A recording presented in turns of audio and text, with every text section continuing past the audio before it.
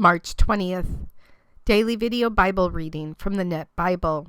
John chapter 11 from the New Testament. Now a certain man named Lazarus was sick. He was from Bethany, the village where Mary and her sister Martha lived. Now it was Mary who anointed the Lord with perfumed oil and wiped his feet dry with her hair, whose brother Lazarus was sick. So the sisters sent a message to Jesus. Lord, look, the one you love is sick.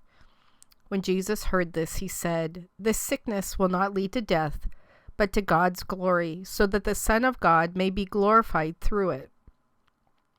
Now Jesus loved Martha and her sister and Lazarus. So when he heard that Lazarus was sick, he remained in the place where he was for 2 more days.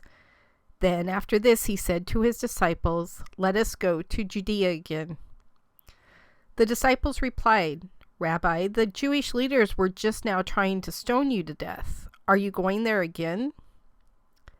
Jesus replied, Are there not 12 hours in a day? If anyone walks around in the daytime, he does not stumble, because he sees the light of this world. But if anyone walks around at night, he stumbles, because the light is not in him. After he said this, he added, Our friend Lazarus has fallen asleep, but I am going there to awaken him. Then the disciples replied, Lord, if he has fallen asleep, he will recover.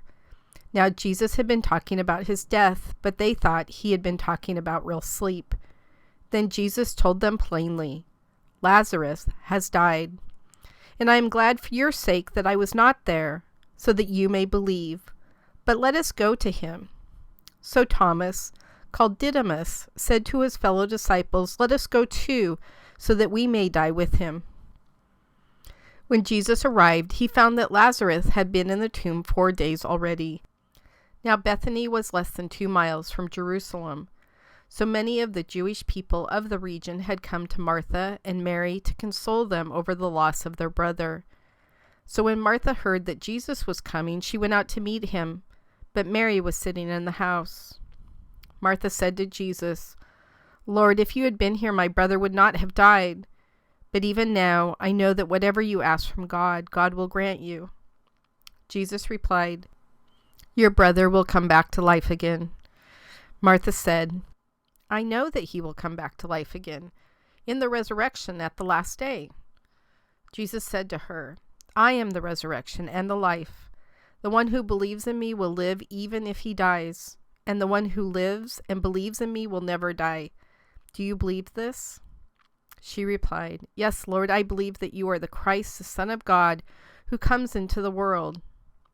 And when she had said this, Martha went and called her sister Mary, saying privately, The teacher is here and is asking for you. So when Mary heard this, she got up quickly and went to him. Now Jesus had not yet entered the village, but was still in the place where Martha had come out to meet him. Then the people who were with Mary in the house consoling her saw her get up quickly and go out. They followed her because they thought she was going to the tomb to weep there. Now when Mary came to the place where Jesus was and saw him, she fell at his feet and said to him, Lord, if you had been here, my brother would not have died. When Jesus saw her weeping and the people who had come with her weeping, he was intensely moved in spirit and greatly distressed. He asked, Where have you laid him? They replied, Lord, come and see. Jesus wept. Thus the people who had come to mourn said, Look how much he loved him. But some of them said, This is the man who caused the blind man to see. Couldn't he have done something to keep Lazarus from dying? Jesus, intensely moved again, came to the tomb. Now it was a cave, and a stone was placed across it. Jesus said, Take away the stone. Martha, the sister of the deceased, replied, Lord, by this time the body will have a bad smell, because he has been buried 4 days.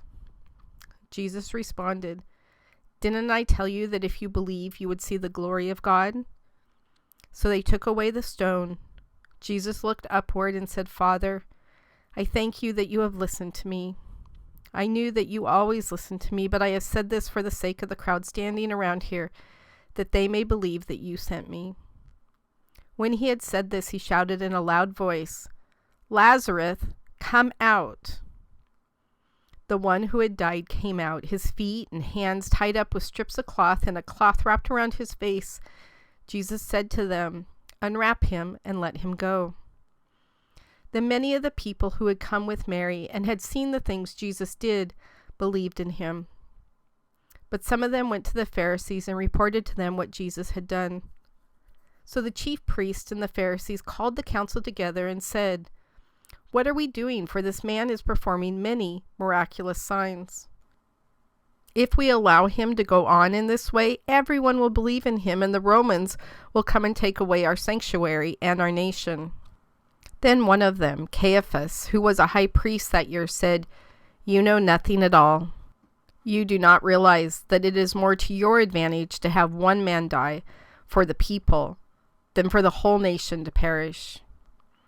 Now he did not say this on his own, but because he was high priest that year, he prophesied that Jesus was going to die for the Jewish nation, and not for the Jewish nation only, but to gather together into one the children of God who are scattered. So from that day they planned together to kill him. Thus Jesus no longer went around publicly among the Judeans, but went away from there to the region near the wilderness, to a town called Ephraim, and stayed there with his disciples. Now the Jewish feast of Passover was near, and many people went up to Jerusalem from the rural areas before the Passover to cleanse themselves ritually. Thus they were looking for Jesus, and saying to one another as they stood in the temple courts, "What do you think, that he won't come to the feast?" Now the chief priests and the Pharisees had given orders that anyone who knew where Jesus was should report it, so that they could arrest him.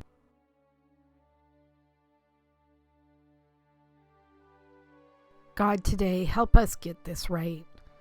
It is not for our glory that we do anything in this world. It is only for your glory that our words exist, our actions exist, that we have the gifts and talents that you have given us.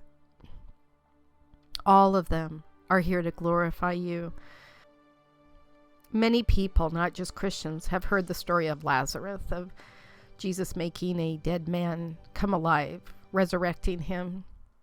But there's some pieces of the story that people kind of overlook in the excitement that someone who is dead is no longer dead. And it comes towards the end of that story where Jesus turns to you and says, "Father, thank you for listening to me. I know that you always listen to me, but for the sake of this crowd listening to me, that they may believe that you sent me, I am saying this again. Even your Son, Jesus Christ himself, even Jesus Christ turns around and gives you glory for what is being done here on earth through his gifts, his abilities, and because of you. Even Jesus Christ." And as we go through the rest of the story, and Lazarus is risen up, it says many of the people who had come with Mary and had seen the things Jesus did believed in him. So we know this miraculous miracle took place, that all these people saw what your Son was able to do in your name, and then they believed. So here's what I find very interesting about this story. We don't hear anything from Lazarus. Here's a man who apparently was sick, so sick that he ended up dying. He's walking out of a cave, wrapped up like a mummy, smelling of spices, seeing his friends, and we don't hear any part of his story.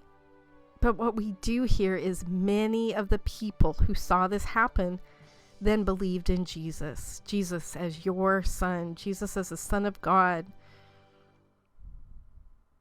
We can't bring glory to ourselves. It is not about Lazarus now being alive, although obviously his friends, including Jesus, were delighted to have him personally back with them, of course. But that's not the glorification part. It's not about Lazarus.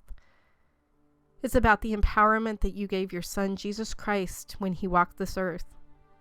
And him turning around, Jesus Christ turning around and giving you all of the glory, just like we should be. So when things happen in our life, and things will happen in our life, including things that we see that are bad, everything in our life you promise to make good. All of that is for your glory. When I have a sale in my business, it is for your glory because you allowed that to happen. When I have a friend who doesn't feel well and they over time get better, that is for your glory because you allowed that to happen.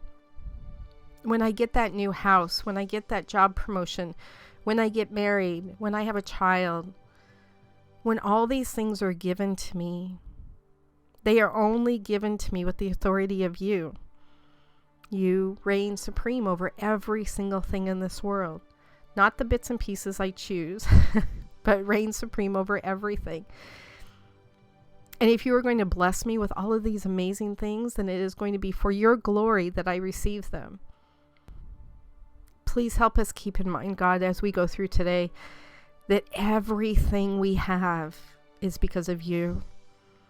When you ask us to tithe off of the money we receive, it is only because of you that we even have that money in the first place. When we're given a child, when we're given the ability to have a house with a roof over our head, when we're given food, it is because you have allowed that to happen. And amazingly, even when bad things happen to us, it is for your glory, the opportunities that will come out of that. Just like Lazarus' death and his resurrection were not the amazing thing, but the glorification and the people who believed in your Son, Jesus Christ, at that